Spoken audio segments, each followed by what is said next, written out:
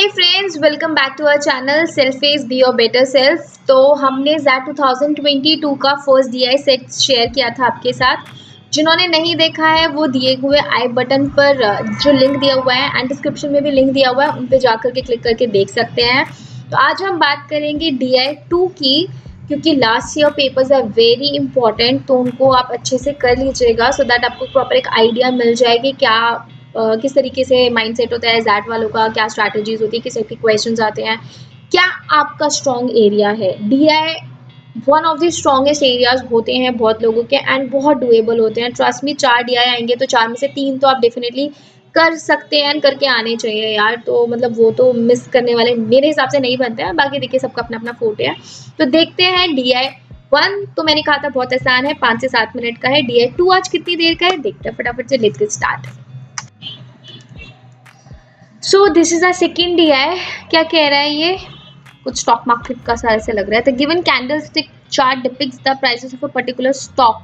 देखा, बहुत बोला था ना स्टॉक मार्केट का, क्योंकि देखो स्टॉक मार्केट का अगर आप ग्राफ देखोगे, अगर आपने कभी स्टॉक्स वगैरह पे वर्क किया है तो वहाँ पे ग्रीन एंड रेड कलर के ऐसे ऐसे ग्राफ स्टॉक्स वगैरह दिखाते हैं। कुछ ऐसे ग्राफ फॉर्म में भी दिखाते हैं वरना ऐसे भी दिखाते हैं, अगर आप उसको थोड़ा सा इकट्ठा over a period of time ऐसे देखेंगे। ठीक है, 10 कॉन्सिक्यूटिव डेज का दिखा रहा है। Candlestick comprises of a rectangular box pierced by a line. Okay, ये कैंडल स्टिक है, ये लाइन है। ठीक है, आपको आई होप मेरा कर्सर दिखाई दे रहा है, तो मैं आपको प्रॉपर दिखाती हूँ। देखिए ये है, ये लाइन है एंड ये कैंडल स्टिक है पूरी। ठीक है, the top and bottom end of a line respectively indicate the maximum minimum price of the stock on that day while the horizontal edges of the rectangle. Okay, तो ये जो है ना लाइन का जो टॉप है ये मैक्सिमम प्राइस है और बॉटम में मिनिमम प्राइस है। देखिए top and bottom end of a line respectively indicate the maximum and minimum price. Respectively maximum minimum है, तो this is our maximum price. ये हमारा मैक्सिमम हो गया, ये हमारा मिनिमम हो गया। ठीक है, किसी भी हर कैंडल में।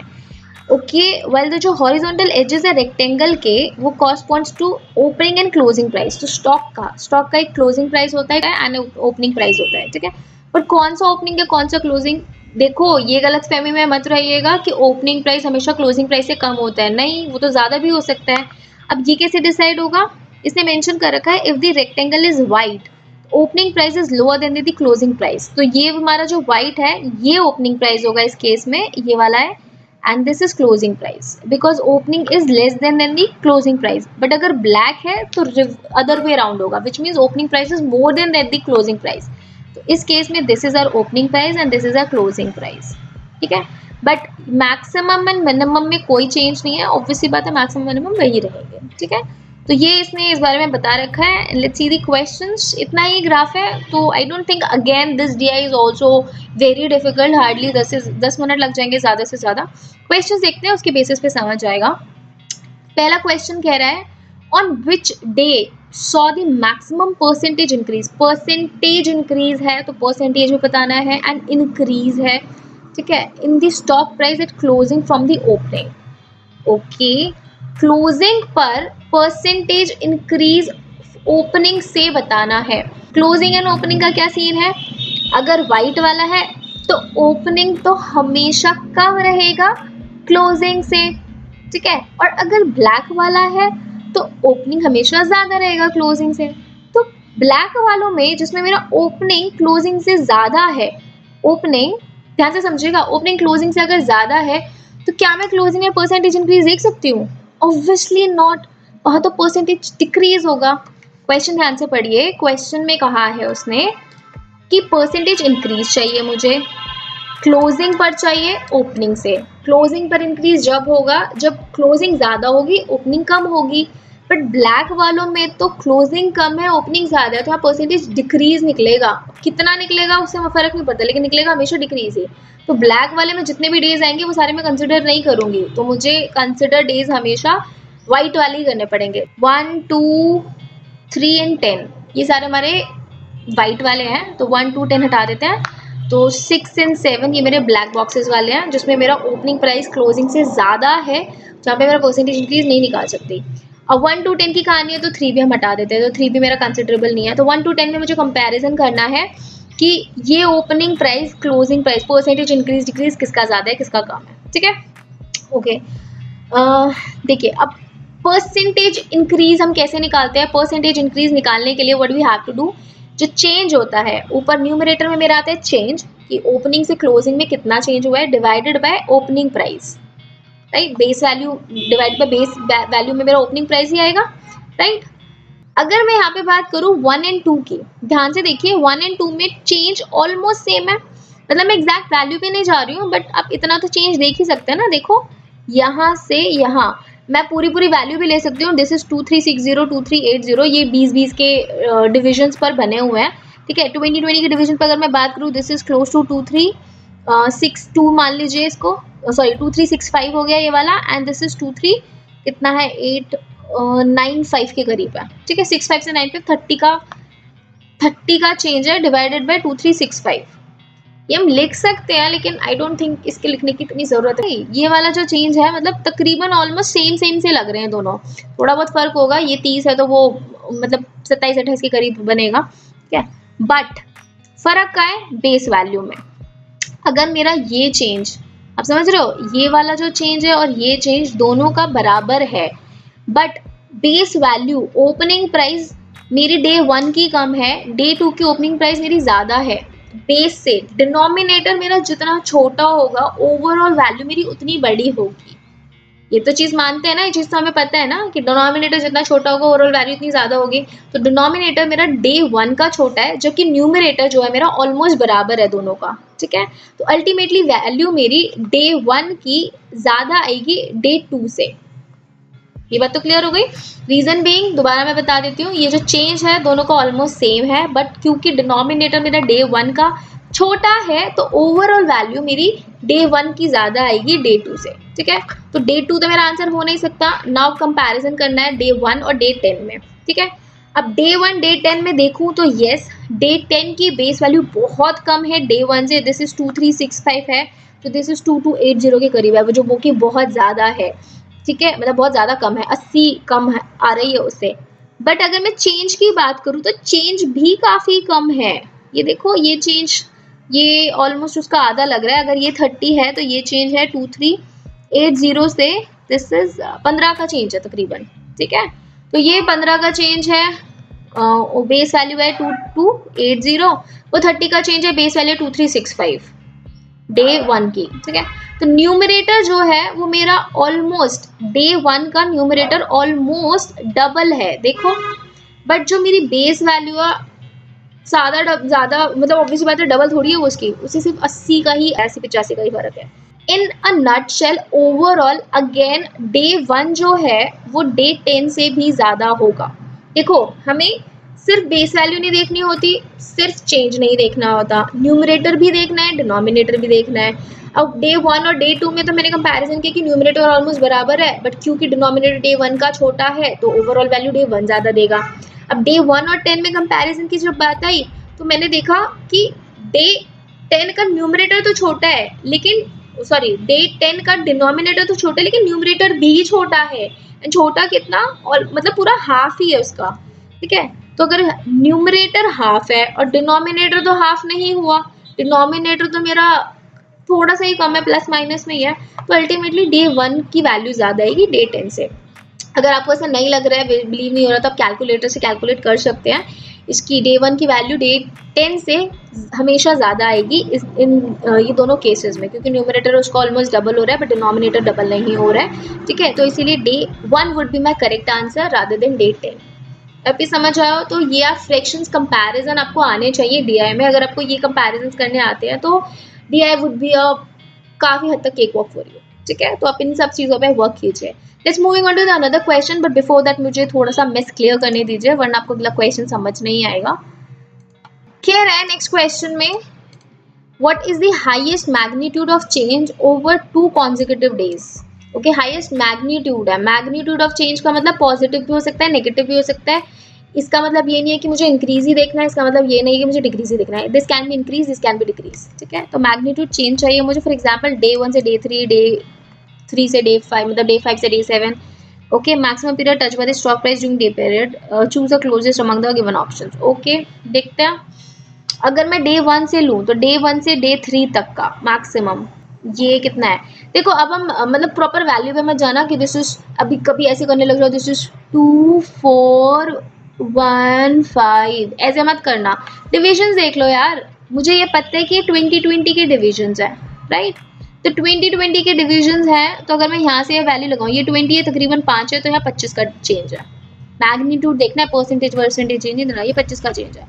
यहाँ से बात करें तो कॉन्जिक्यूटिव वाला जो डे है, इसमें डे 1 से डे 3 है, तो डे 2 से डे 4 होगा, 3 से 5, 4 से 6, ऐसे देखना है अपने को, ठीक है। तो यहाँ से हम देखें तो यहाँ से यहाँ पर भी ऑलमोस्ट बराबर से ही चेंज है।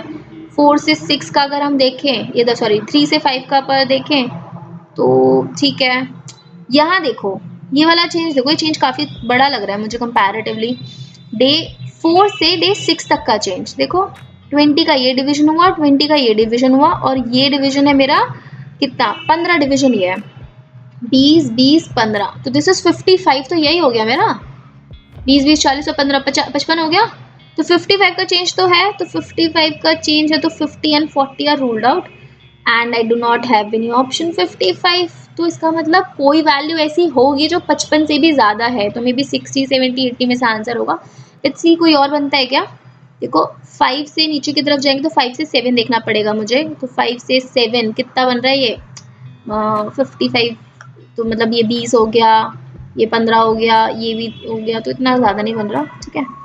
6 से 8, this is huge, see this is 20 20 20 60, 6 से 8 देखना है ना मुझे, तो 20 40 60, और ये इनफैक्ट मेरा 15 के करीब है ये, है ना, मतलब 15 नहीं है, पूरा 15 नहीं है, 15 से थोड़ा कम है, तकरीबन 13 के करीब लगा लो। ये डे 6 से डे 8 मैं मानूँ तो 20 40 60, और ये इधर तक आ जाएगा मेरा 70, है ना, तो तकरीबन मेरा 13 के करीब लगा लो। तो this is going to be तकरीबन 73 के क्लोज ऑप्शन है, ऑब्वियसली नॉट 60। 80 में अगर 75 76 होता तो मैं 80 पर मानती, ठीक है। तो अब ये क्योंकि 73 के प्रॉक्स है तो 70 would be my correct answer. अब ये समझ आ रहा है, बस उसने कॉन्जिक्यूटिव 2 दिन का मैग्नीट्यूड देखने को बोला है उसने, तो 1 का 3 2 का 4 ऐसे हमने देखा, तो वी शिफ्टेड टू 4 से 6 पर जब हम आए तो हमने देखा कि यहाँ पे 55 का चेंज है, तो we ruled out some of the options and then we saw day 6 से डे 8 तक का। देखो 6 से 8 तक आप चेंज देखोगे तो 2020 के डिविजन्स 3 डिविजन से 60 हो गया, तकरीबन 13 है, तो 73 के प्रॉक्स है, 70 would be my correct answer. Clear है ना, ज़्यादा डिफिकल्ट तो नहीं है। ये ग्राफ देखने में थोड़े से ज़रूर ऐसे लगते हैं कि उफ क्या दे दिया भाई, क्या कहना चाह रहा है, लेकिन है बहुत आसान, ध्यान से समझो, करो, मल्टीपल टाइम्स इस वीडियो को देखिए एंड देन अगर फिर भी अगर आपको डाउट या कन्फ्यूजन रहते हैं तो please do let me know in the comment section. मैं भी इसको दोबारा आपको बताऊंगी एंड या कमेंट में आपको सॉल्व कर दूंगी अगर आपका कोई ऐसा डाउट आता है तो, ठीक है। लास्ट क्वेश्चन देखते हैं इस DI का। On which day is the ratio of the maximum price to the opening price highest across the 10 days? तो मुझे डे 1 3 4 9 10 इन 5 दिनों का ही देखना है, तो इन 5 दिनों में से क्या निकालना है, maximum price to the opening price. Okay, तो मैक्सिमम प्राइस, अब इसमें ओपनिंग प्राइस का आपने याद रखना है कि अगर व्हाइट बॉक्स है तो ओपनिंग प्राइस नीचे है एंड ब्लैक बॉक्स है तो ओपनिंग प्राइस ऊपर की तरफ है, ठीक है, ये कैच ध्यान रखना। मैक्सिमम प्राइस, मैक्सिमम तो हर किस में इतना ही है, तो डे 1 का मैक्सिमम प्राइस हो गया हमारा ये एंड ओपनिंग प्राइस हो गया ये वाला। ओके, अब यहाँ पे थोड़ी वैल्यू हमने को लिखनी पड़ेगी, ठीक है। ओके, दिस इज, यहाँ पे लिख लेते हैं कितना बन रहा है ये 2415, 5 कम है तकरीबन, and this is 2365। Fine, day 1 का हो गया अपना, ठीक है। डे 3 एंड 4 का लिख लेते हैं। डे 3 का ओपनिंग प्राइस है मेरा कीरा and maximum price is this, तो काफ़ी ज़्यादा नहीं है इसमें, तो 2440, this is 2440 divided by 2420, fine. Day 4 का, नाउ याद रखिएगा ब्लैक बॉक्स में जो हमारा ओपनिंग प्राइस है, इस ब्लैक बॉक्स में opening price is more than that of closing price, ठीक है। तो now this is our opening price and this is our maximum price, तो दिस इज 2455, राइट, 55 है ना, हाँ जी, okay, and this is our opening price, इस case में this is our opening price, this would be 2430 के करीब है। डे 1 3 4 हो गया, 9 एंड 10 और देख लेते हैं, यहाँ पर इनका हमें कंपैरिजन करना है, इसलिए मैं पहले फटाफट से डेटा लिख लेती हूँ। Again this is our opening price, तो दिस इज 2330 डिवाइडेड बाय कितना है, 2300 ही ले लेते हैं तकरीबन, कितना ही फर्क पड़ता है, थोड़ा सा ही है, ज़्यादा फर्क नहीं पड़ रहा, ठीक है, हल्का से 5 थोड़ा सा कम हो जाएगा। नाउ इस केस में ये है maximum and opening price. Okay, फटाफट से कंपैरिजन में फ्रैक्शंस का करेंगे। चेंज कितना आ रहा है हमारे यहाँ पे, 2, दिस इज 2330 अगेन सेम है, यस, तो दोनों का न्यूमरेटर सेम है एंड डिनोमिनेटर ऑब्वियसली बात है, दोनों में देख लो न्यूमरेटर दोनों का सेम है, डिनोमिनेटर ऑब्वियसली इसका डिनोमिनेटर यहाँ पर है यार, रेशियो का मतलब यानी अगर मैं उस न्यूमरेटर को डिनोमिनेटर से डिवाइड कर दूंगी तो कुछ वैल्यू आएगी, 1 पॉइंट समथिंग या 0 पॉइंट समथिंग, वो वैल्यू, तो वो वैल्यू किसकी ज़्यादा है वो ये पूछना चाह रहा है। तो अगर मैं डे 9 और डे 10 में कंपैरिजन करूँ तो डे 9 और 10 का न्यूमरेटर दोनों का सेम है 2330, बट डिनोमिनेटर बात करूँ क्योंकि वो ब्लैक बॉक्स है तो उसका ओपनिंग प्राइस ऊपर है और ये व्हाइट बॉक्स है उसका ओपनिंग प्राइस नीचे है, तो इसका डिनोमिनेटर मतलब कम होगा, वैल्यू वाइज कम आएगा, नीचे की तरफ है ना, दिस वुड बी देखो 2280। तो day 10 any day is greater than maximum price to opening price का जो रेशियो है डे 10 का ज़्यादा होगा डे 9 से, तो डे 9 तो मेरा आंसर हो नहीं सकता। Okay, now I have to compare the remaining fractions. Okay, देख लेते हैं एक बार इसमें चेंज देखें हम ज़रा, कितने का चेंज बन रहा है, यहाँ बन रहा है मेरा चेंज, इधर है 20 का चेंज है, इधर है 2415, इधर तो काफ़ी चेंज आ रहा है मेरा, राइट, दिस इज 35, दिस 40 का चेंज है यार, डबल चेंज है इसका, चेंज जो है इसका डबल है ऑलमोस्ट। ओके, एंड इधर चेंज कितना है मेरा, 2430 से 25 का चेंज है। ओके, डे 9 मेरा एलिमिनेटेड है, डे 10 की अगर मैं बात करूँ तो डे 10 में मेरा है 50 का चेंज, 30 20 50, राइट, 50 का चेंज आ रहा है, ओ सॉरी इधर भी मेरा 50 का चेंज है, 35 एंड 15 ना, यस 50 का चेंज है। तो इन दोनों में देखो डे 1 में एंड डे 10 में न्यूमरेटर और डिनोमिनेटर इन दोनों में जो चेंज है डे 1 और डे 10 का, दोनों का 50 का चेंज है, बट क्योंकि डे 10 का डिनोमिनेटर छोटा है, चेंज समझ रहे हो, रेशो में अगर आप तो लिया तो सीधा सीधा न्यूमरेटर को डिवाइड कर दो तो भी वैल्यू से निकाल सकते हो, नहीं तो मैंने चेंज के बेसिस पर देखा है रेशो में, ठीक है। तो अगर मैं चेंज देखती हूँ तो अगर यहाँ पर 50 का चेंज है, यहाँ पर भी 50 का चेंज है, बट डिनोमिनेटर डे 1 का बड़ा है उससे, डे 10 से, मतलब इट्स लाइक कि अगर मैं 20/4 करूँ एंड 20/5 करूँ, ठीक है, चेंज दोनों में 20 का है, वैल्यू मैंने मान ली 20, ठीक है। अब डिनोमिनेटर मेरा जिसका छोटा होगा मेरी अल्टीमेट वैल्यू उसकी ज़्यादा बड़ी आएगी, तो अगर मैं 20 को 4 से डिवाइड करती हूँ तो 5 वैल्यू आती है, और 20 को 5 से डिवाइड करती हूँ तो 4 वैल्यू आती है, बट ये वैल्यू ये तो छोटी है ना मेरी, मुझे बड़ी वैल्यू चाहिए तो ऑब्वियसली मेरे को डिनोमिनेटर छोटा रखना पड़ेगा, जो मैंने अभी आपको लास्ट टू लास्ट क्वेश्चन में भी समझाया था, तो जिसका डिनोमिनेटर छोटा होगा वो वैल्यू बड़ी देगा, ठीक है। तो उस केस में डे 1 बड़ी वैल्यू देगा डे 10 से, क्योंकि इसका चेंज ज़्यादा है, तो डे 1 भी मेरा आंसर नहीं हो सकता है, डे 10 ही अभी तक हाईएस्ट चल रहा है। डे 4 एंड डे 3 में भी अगर मैं बात कर लूँ तो देखो यहाँ पर एक तो चेंज भी कम है, यहाँ चेंज भी 50 का दे रहा है और अपना डिनोमिनेटर भी छोटा लेके बैठा है, या चेंज भी एक में 20 का चेंज दे रहा है, एक में 25 का चेंज दे रहा है, ऊपर से डिनोमिनेटर भी डे 10 के कंपैरेटिवली तो बहुत ज़्यादा है ना, तो अल्टीमेटली वैल्यू मेरी हाई देगा।